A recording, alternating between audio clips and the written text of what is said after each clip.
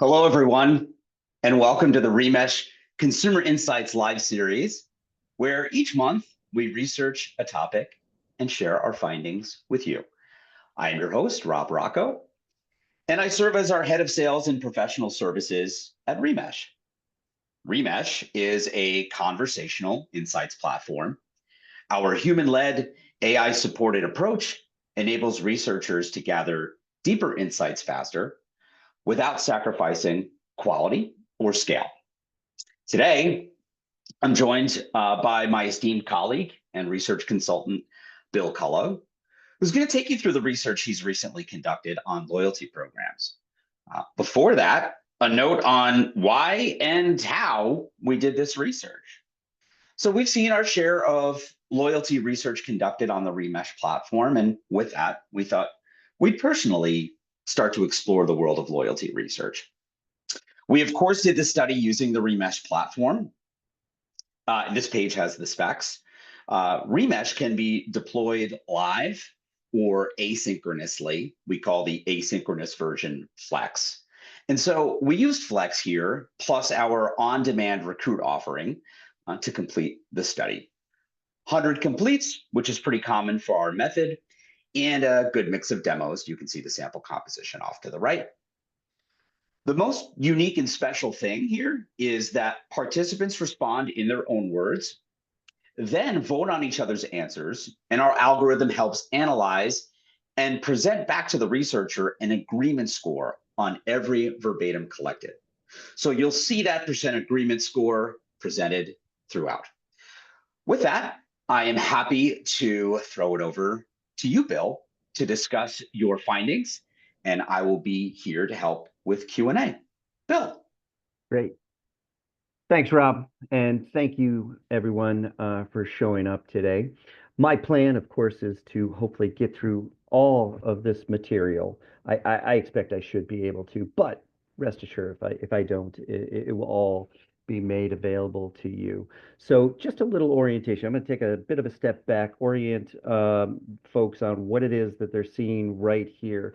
This is the illustration of an open-ended question, which in Remesh parlance is something we refer to as an ask opinion. Again, to orient you, top right, we're looking at the actual question asked. Below that are the top verbatim responses from the various participants in this project. Rob mentioned that percentage agree. You can see the way that looks and what it is intended to illustrate.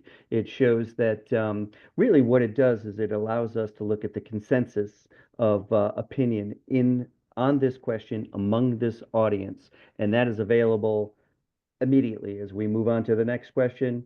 That percentage agree is right there. I also, I'm sorry, Maria, real quickly, that three bullets over there, that is also something that is unique to the Remesh platform and something that really is helpful to a researcher like me, something that is available immediately upon closing a conversation. Basically, those are the major themes that people's responses fall into. So in other ways, the way that would be interpreted, my majority, 51%, had a response that had something related to, touched on, something about rewards and incentives for repeat customers. Again, that's something that is immediately available upon closing a conversation. Sorry, Marie, move on. You can go to the next. So here we go. And we're going to just talk about this is a garden variety sort of close-ended question. And what we are looking at, how much does a loyalty program influence your decisions to shop with or stay loyal to a brand? And I'm going to sort of take a holistic look at this and a little about how I might interpret the findings that we're looking at. How much influence, if at all, does a loyalty program have? One thing you can say upon certain in looking at this, only 3% say that they loyalty programs have no influence. So they clearly have some influence. This is an area where, of course, if a brand is not taking advantage or they miss the opportunity, it is just that, a missed opportunity. That said, by the same token, these just having a program, a loyalty program, this is not a set it and forget it type of operation. You could see that most consumers say loyalty programs have some influence. But unless you foster, invest, and really nurture your loyalty program you will not be able to yield the benefit. As we can see here, almost 1 in 5, 17% of consumers interviewed say that loyalty programs have a significant influence on their decisions on where to shop with and brands to stay loyal to. We can go on. So here's another close-ended question. Would you go out of your way to spend more or choose one brand over another because of a loyalty program? Loyalty programs, as I just illustrated in the first one, in terms of the influence they have, they don't just matter. They actually shape how consumers are shopping, according to this data. About 7 in 10 consumers say they'd actually go out of their way, spending more and switching brands because of a program. In this particular case, this is especially true among women, who in this case are twice as likely as men to say that they definitely make that extra effort. Go on, Marie. Close-ended. So again, do you ever compare loyalty programs before deciding where to so I got screwed that up there. Deciding where to eat, shop, or book travel. Again, not surprising. We've seen this, and this is in a consistent theme that we've seen, the importance that loyalty programs play with consumers. It is no surprise that 62% of consumers interviewed say that they do, in fact, compare loyalty programs before deciding where to eat, shop, or book travel. So for many, loyalty perks are not just nice to haves. These are deciding factors. They actually weigh how people and where people are likely to put their money. Go ahead. We can go to the next one. So here is one thing I want to shout out to my good friend and colleague Maria. Here is this question was actually offered by an observer. I don't know if they're here today, but as an observer to this webinar and those moving forward, they were given the opportunity to ask a question, and if they provided the question, and this is an example of what happens when you pay attention and you put together a nice, clean question that is on point and relevant. So here is a question that was sort of provided by an observer. It is industry specific, but something that we felt was pretty relevant and right on point. So the question, how likely are you to choose a full service airline over a budget airline if it offers perks like upgrades, free checked bags, and lounge? Yet another indication of the importance and the potential power and influence of loyalty programs. In this case, some 8 in 10 consumers make clear that they'd likely pick a full service airline over a budget one when those benefits are offered. I'm going to step out of the consumer here and be more of the consultant. Really, what we are illustrating here is more the floor and the ceiling. Sorry, Rob. The ceiling and the floor, right? So this is a indication that consumers say that 80% they are likely to choose the full service when these perks are offered. Let's be clear about what's being said and what's not being said. That is the max, right? So the ceiling is probably 80%. To achieve that, this has to be executed correctly, and that is something that we do in research. So again, I want to be clear about what we see here. It's not just a simple, hey, we're going to offer these perks and 80% are going to jump at this. We are identifying the ceiling and the floor. We can go ahead, Maria. So these are the checklists, the things that really need to be. Is this slide 14? I just want to make sure. I think it is. It is. We're going. So what makes a loyalty program feel worthwhile? What are the key benefits to you? And again, this is an open-ended question. You can see the question on the right-hand side, the verbatim responses and the agreement percentages. And then, of course, the topic areas there in the center. So now, above all, loyalty programs, they have to offer significant savings. Cashback points systems come next, but they're secondary to this notion of offering significant savings. Programs need to deliver real, easy-to-use value tied to brands that consumers are already frequenting. Small perks, complicated rules, that's just not going to cut it. I'm doing a little commercial here real quickly for the Remesh platform. This is a perfect use case for the platform, as our real differentiator is the ask opinion question, where we are identifying the consensus, basically democratizing opinion from among an audience on a particular question. And this is a perfect use case for that. We can identify not just why and what people think is a benefit or not, but more importantly, why they think, feel, select, and choose what they do. Go ahead, Maria. You can go on to the next. So here's a multi-select question. Which, if any, of the following elements or benefits of a loyalty program are really important in what we see here? What's really going to drive engagement with loyalty programs? They need to present the ability to earn points with every purchase, exclusive discounts, and long-term value through rewards that don't expire at the same time. This is not just a set it and forget it. It's not a one size fits all. There are different demographics, obviously, that have different expectations. So programs need to be flexible and tailored. We have seen thus far to date in the slides presented, this is something that was interesting for me as a consumer, less as a consultant, but as a consumer, I really did not have much of an expectation. I will say as a consultant, I had a series of hypotheses that I used in building this discussion guide, but in viewing the findings as a consumer, this exceeded what I thought were the expectations. But we have seen that most consumers compare programs. Most consumers say that they have influence on where they spend their money. You can go ahead and move on there.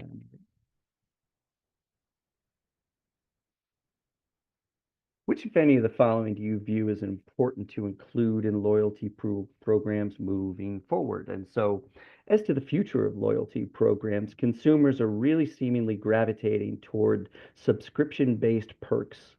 You think like free shipping, personalized rewards. There's also a growing interest in integrating digital wallets to make redemption easier. But again, these are not preferences that are universal. So in this case, women tend to value subscription perks and tiered rewards more than men. And so it is important that any brand sort of identifying a loyalty program, it is important that they understand how to tailor the loyalty strategies to different segments, which is a really polite way of saying make sure you do your research to understand what people think and, more importantly, why they think, choose, and feel what they do. Go ahead, Maria. So, last two slides. Man, I'm going to come in advance. Last two slides. This was, I'm going to give credit to my esteemed colleagues, Ali and Suzanne. I had initially written a pretty bland, generic question to the effect of, what frustrations do you have with the loyalty programs? And they both said, ugh, it's horrible. Let's put some context behind that. So we chose two areas that loyalty programs seemingly have a tremendous footprint in, those being the fast food industry and the travel and hospitality industry. Same question, but this provides um, some specific context behind it. So the question reading, what are the biggest frustrations you've faced or experienced with fast food loyalty programs? And as it turns out, among the topics that consumers just have no problems coming up and don't need any urging to identify or start talking about the frustrations they have with it is this, and they are frustrations with loyalty programs. Man, oh man, are they fast to jump on what they've experienced and what they face and what they identify as frustrations with fast food loyalty programs. The biggest pain points that we see center around having to spend too much just to unlock rewards that often feel underwhelming. Expiring points, frequent purchase requirements. These things add pressure, making participation feel more like an obligation than some sort of benefit. And then on top of that, you have user experience can sometimes be clunky. Sign up and login processes are a hassle. The flood of promotional emails only adds to the frustration. Finally, poor communications leaves many consumers unaware of the rewards available, hence sort of reneging or just sort of devaluing the very potential that these loyalty programs could have. So where they could have real value and significant influence, unless you do your research and your homework, you're not going to know. And then our last slide.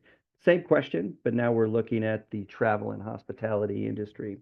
What are the biggest frustrations you've faced or experienced with the travel programs? Much like and very same tenor and tone as we saw with these frustrations aired among about fast food loyalty programs.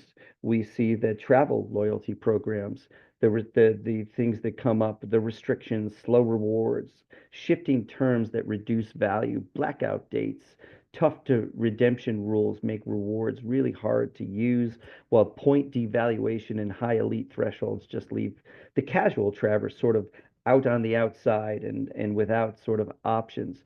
You add in surprise fees and limited discounts, and many just say no dice to these sort of programs. And then I'm going to wrap it up with one more, Rob. So you have one slide, and then we're going to get to Q&A. So it's sort of as a wrap up.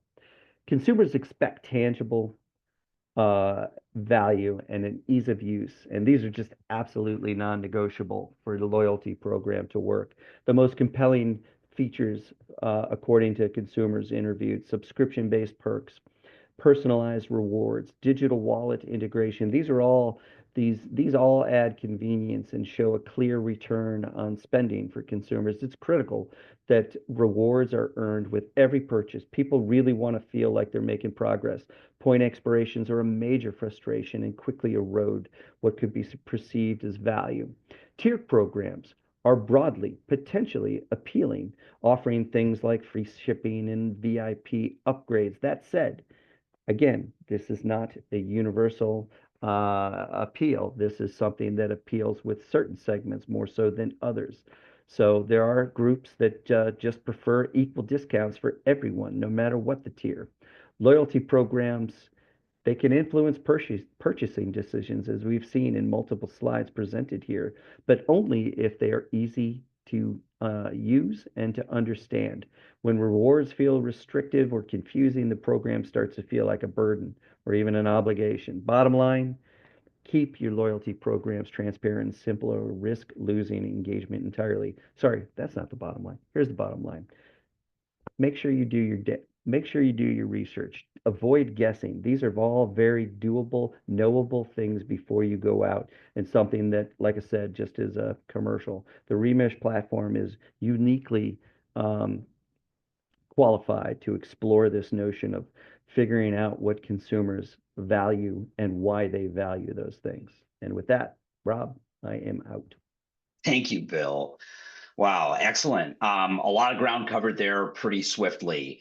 Um, I do have a couple questions, and maybe that we'll just dovetail right into those then, Bill. So, first question is really around um, process and turnaround time. So, what was the kind of turnaround time as you did this research?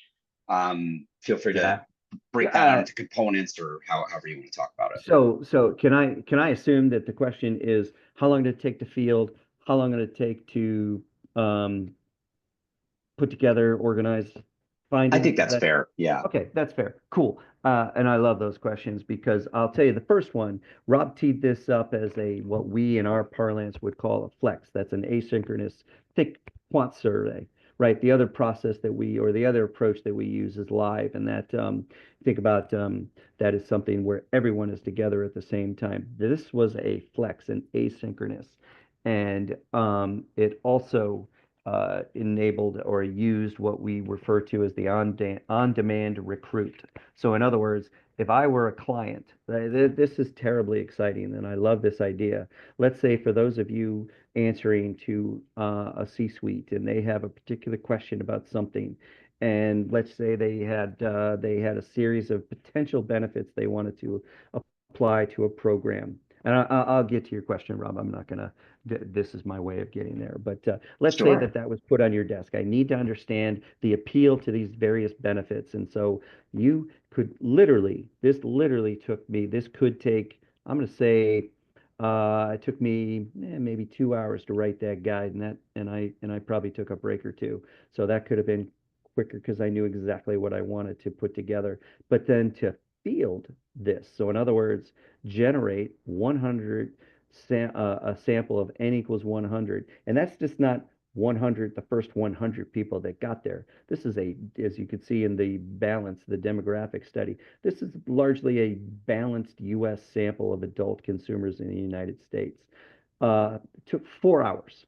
So think about C-suite says, hey, I need some answers to this question first thing in the morning.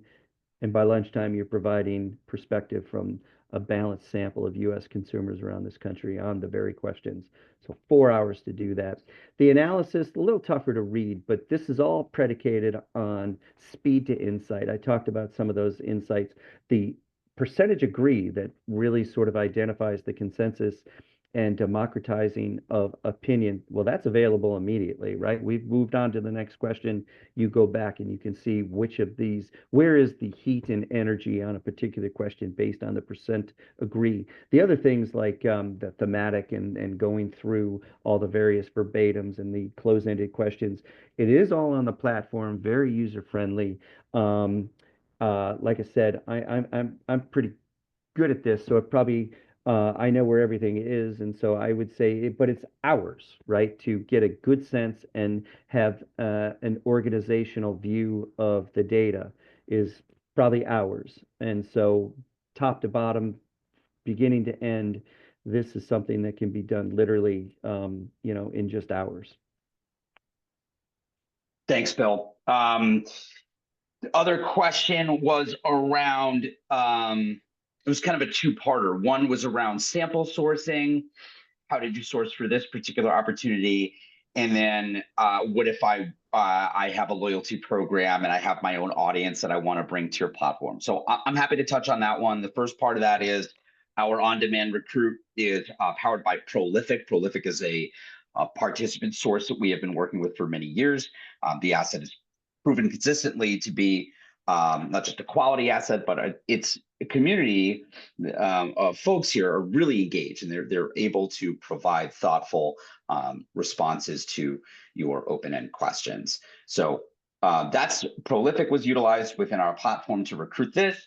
If you have your own audience, if you have your own membership database, loyalty program, customer database, what have you, it's actually very easy to invite that audience to participate in research on our platform. We have the ability to just have a simple participant link that goes to all, but if you want to track participation, incentivize different people accordingly, follow them through a journey between this mode and others, we do produce unique participant links that you can use to kind of have participant level data across multiple things longitudinally. Further, the platform is browser based. There's nothing for the participants to download or add on to their device to participate in Remesh. So it travels with them. You need an internet connection and a browser to engage in a Remesh conversation. And so I think that's one of the reasons it's been popular for this type of stakeholder group, in that we can meet them where they are. I believe those are our questions for today. I'll pause for another 10 seconds or so and see if another question emerges while we're all together. Okay, thank you all for your participation in today's Remesh Consumer Insights Live series. Thank you, Bill, for your research and for your insights and findings, for sharing your wisdom with the group today. Look forward to seeing you all on the next one. Last piece of info, we will be at IIEX April 30th and May 1st in Washington, D.C. Bill and I will be among the Remeshers in attendance at booth 42. We'll be there for you. Thank you all so much. Have a great day and talk soon. Bye now.